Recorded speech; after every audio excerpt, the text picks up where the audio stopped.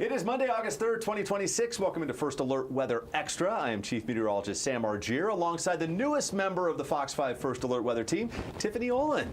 Yeah, I'm happy to be here. I wish I brought cooler weather and better news, but, you know, it's that time of year. It's okay. We're not going to blame you yet. I'll take the blame for now, but it's so nice to have you here, Tiffany. You can catch Tiffany on our afternoon newscasts at 1 and 2 p.m. Monday through Friday.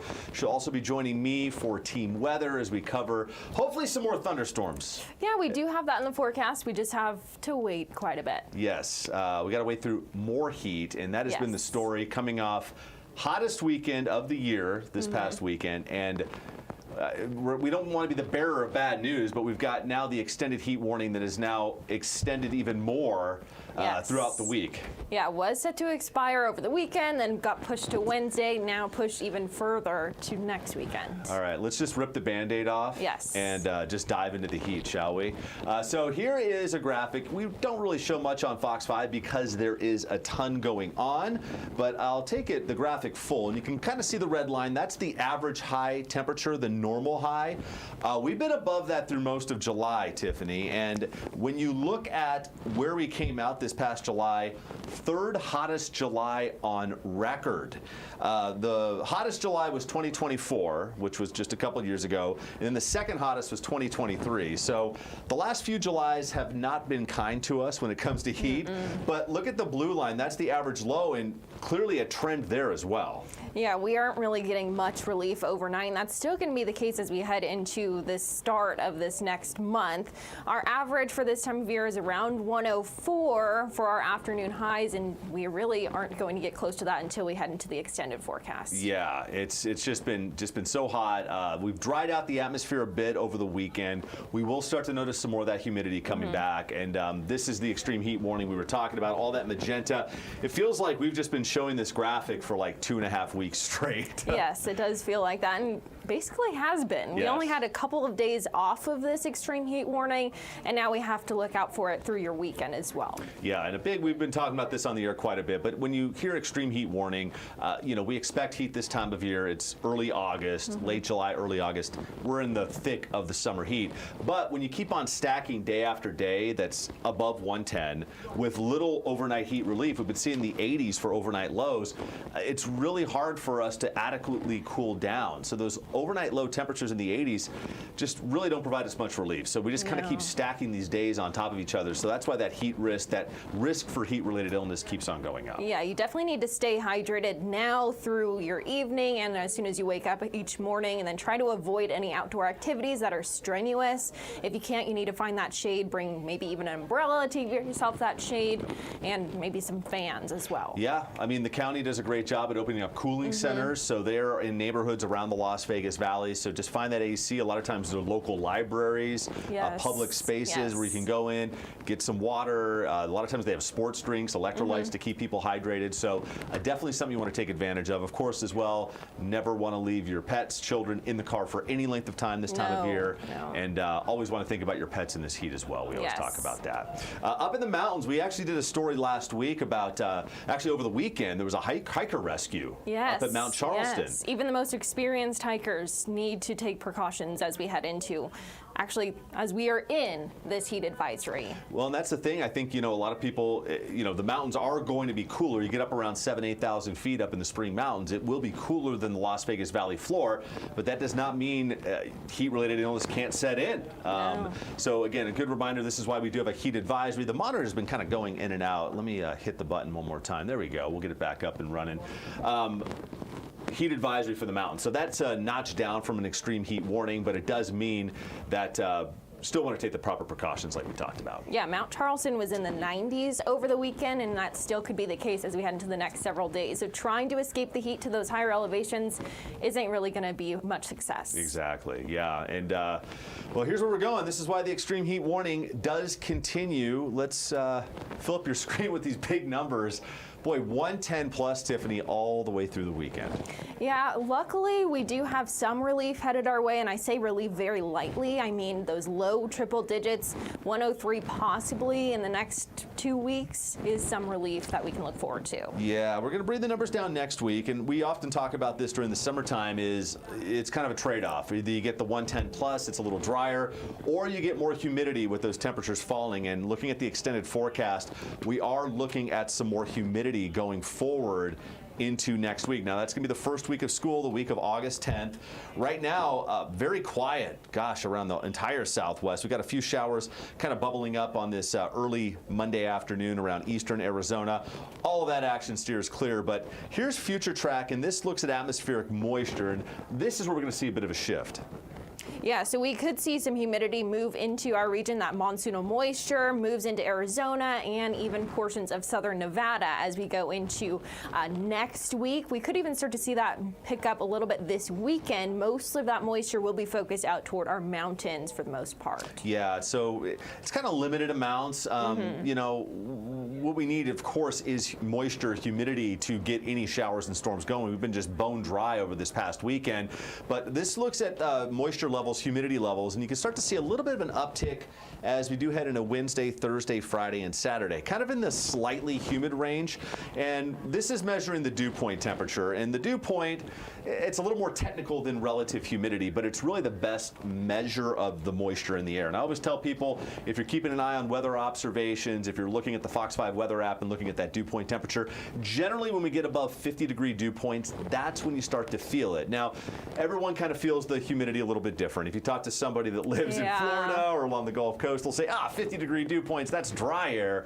But for us in southern Nevada, we're so used to the dry desert air for so much of the year that even a little uptick, we definitely feel it. Yeah, you walk outside, you immediately feel that difference, and we'll start to see that as we head into the middle to even end of this week. Yeah, and you know, that's the thing. It's and another thing about the humidity is that it really makes it hard for the body to cool down. Yes. And a couple weeks ago, we had the extreme heat warning in effect, but we also had, you know, dew point temperatures around that 50 to 60 degree mark where we're kind of going into this weekend.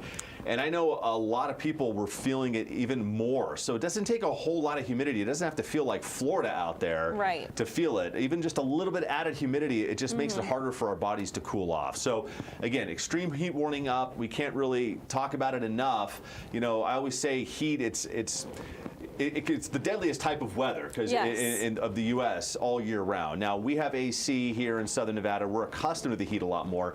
But, you know, the heat, it can kind of be a silent killer, and it can really sneak up on you because it's not visual like a severe thunderstorm that can bring a tornado or damaging wind or a hurricane or anything like that. So it's not as visual for people. So I think that's a big reason why we got to be really conscious about it, especially here in southern Nevada. Yes, you want to limit your time outdoors at all possible, and of course try to find that air conditioning anywhere you can.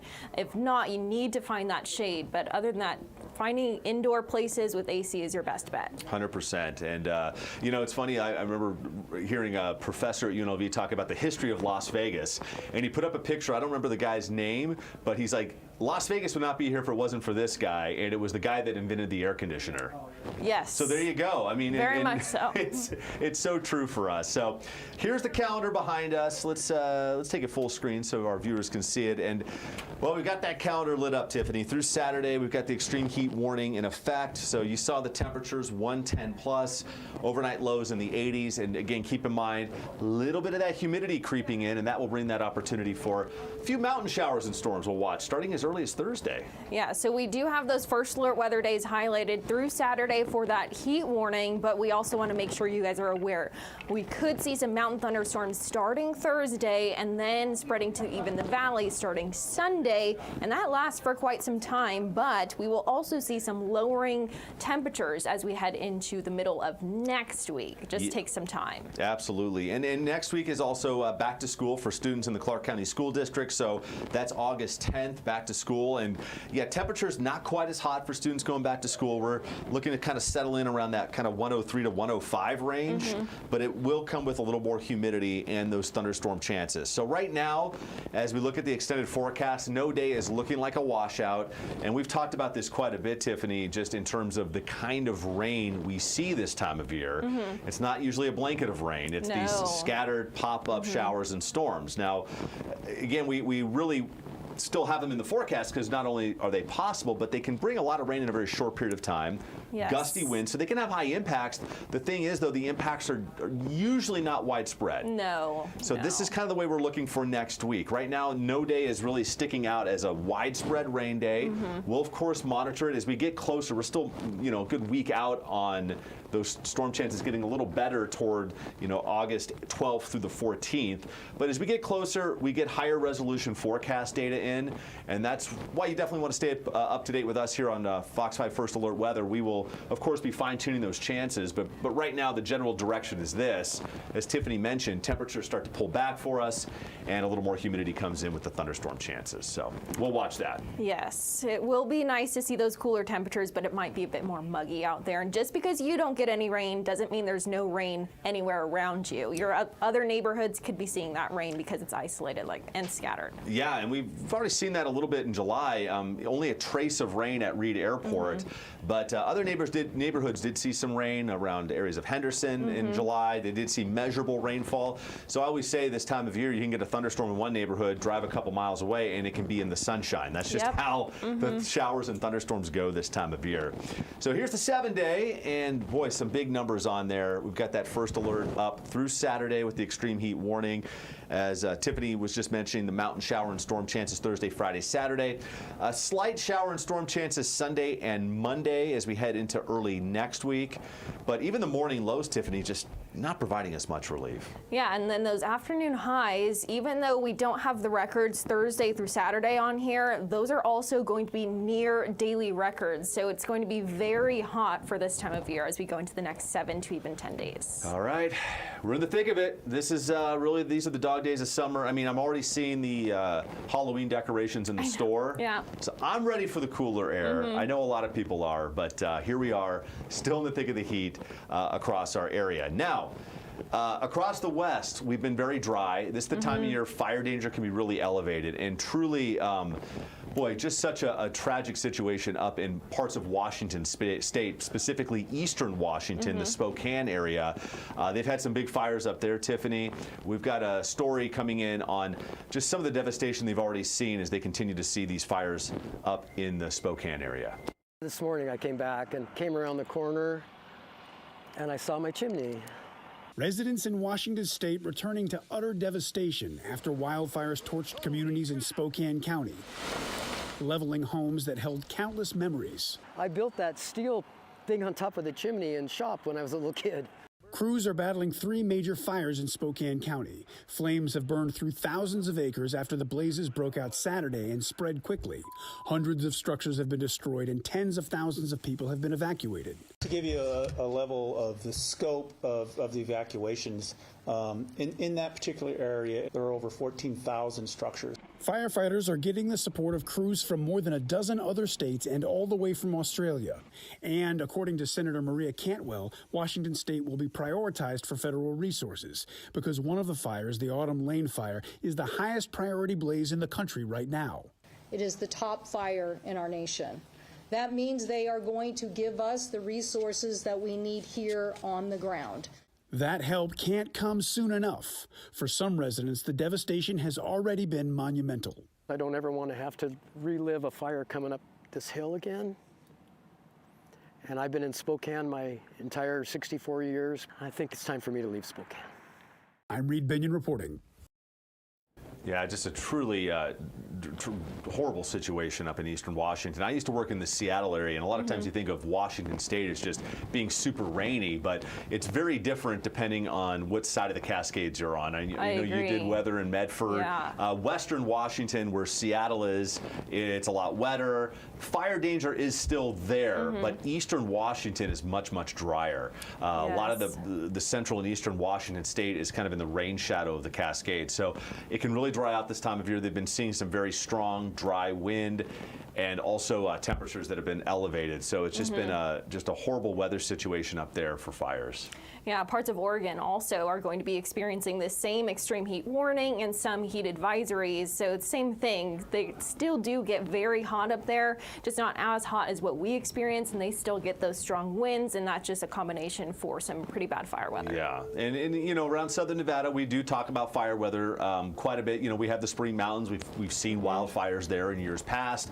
Right now, we've got a couple fires burning, very remote areades, Tiffany, but one in Nye County and then another one in areas of Lincoln County right now. Yeah, we have been watching these fires for a couple of days now, and that Mouse Meadow fire really has exploded in size, but luckily it is that remote area, so we're not seeing a whole lot of impact from this. That smoke and haze really staying north of Clark County. As we go into those overnight hours, some winds start to die down. We could see a little bit more thicker haze and smoke into Clark County, but most of the impact is going to be focused out toward Nye and Lincoln counties. Yeah, predominant wind direction is kind of out of the southwest right now, and even when we head into kind of later this week into the weekend, it'll be more of a southerly wind. And that's generally the monsoon, that shift in the wind that comes in more out of the south. So it's going to keep, at this point, most of the smoke north. But again, these fires are not burning that far away from Las Vegas.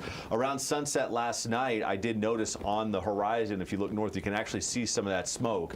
So we'll be monitoring it right now. Our viewers in central and northern Nye County and up into Lincoln County dealing with the worst of the air quality from these fires.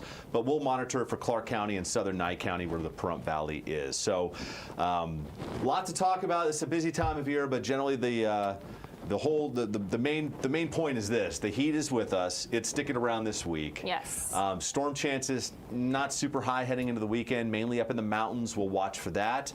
But next week, heading into the week of August 10th, longer range data, a little more promising, at least bringing in some storm chances for us. There is some light at the end of the tunnel. We just have to get through several more days of that extreme heat warning. Yeah, and that's how you know it's been hot, is when 105 actually sounds sort of refreshing. Yeah, You're like, okay, I can maybe get out for a walk after the sun goes down. But yeah, we'll get you through it, and that'll do it for this edition of First Alert Weather Extra. Tiffany, thanks so much. Yeah, thanks for having me. So excited to have you on the team. Yes. Tiffany is awesome. Check her out on Fox 5 News at 1 and 2 p.m. And of course, we'll be back here with First Alert Weather Extra. This is our digital streaming weather show. It streams exclusively on fox5vegas.com, our website, and on our digital channel, Fox 5 Vegas Plus. So if you're watching this on our website, download the app on your Roku, your Apple TV, and your Amazon Fire TV. You can get it there. We've got all of our newscasts streaming there. A lot of people will say, you know, I want to watch you guys, but I don't have a cable service or whatever. You can watch everything. It's free, it's streaming, and it's easy to get. So check out our digital channel. All right, that'll do it. Tiffany, thanks so much. We'll see you back here next time on First Alert Weather Extra.